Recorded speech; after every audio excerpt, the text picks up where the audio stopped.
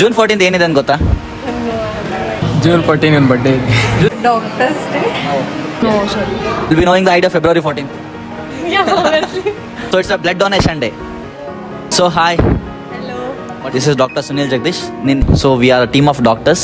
So ನಮ್ದೊಂದು ಕ್ಯೂರಿಫೈ ಅಂತ ಒಂದು ಟೀಮ್ ಇದೆ. ಡಾಕ್ಟರ್ ಶಫ್ is my personal account. So ಇದೊಂದು ಸೋಷಿಯಲ್ ಎಕ್ಸ್ಪೆರಿಮೆಂಟ್, ಹೆಲ್ತ್ ಎಜುಕೇಷನ್ ಬಗ್ಗೆ.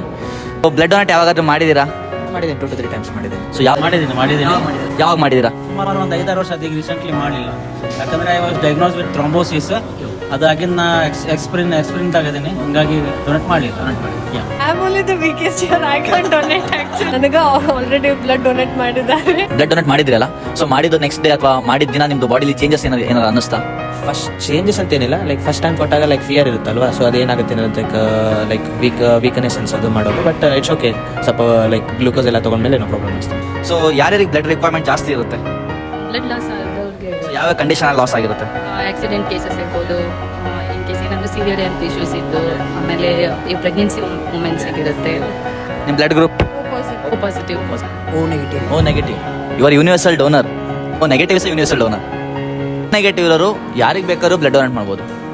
ಸೊ ನಂದೊಂದು ರಿಕ್ವೆಸ್ಟು, ಹೆಂಗೂ ನಿನ್ನ ಬರ್ಡೇ ಇದೆ, ಬ್ಲಡ್ ಡೊನೇಟ್ ಮಾಡ್ತೀಯ ಅವತ್ತು? ಶೂರ್, ಮಿಸ್ ಮಾಡಂಗಿಲ್ಲ. ಈಗ ಬ್ಲಡ್ ಡೊನೇಷನ್ ಮಾಡಿದ್ರೆ ಏನು ಬೆನಿಫಿಟ್ಸ್ ಆಗುತ್ತೆ?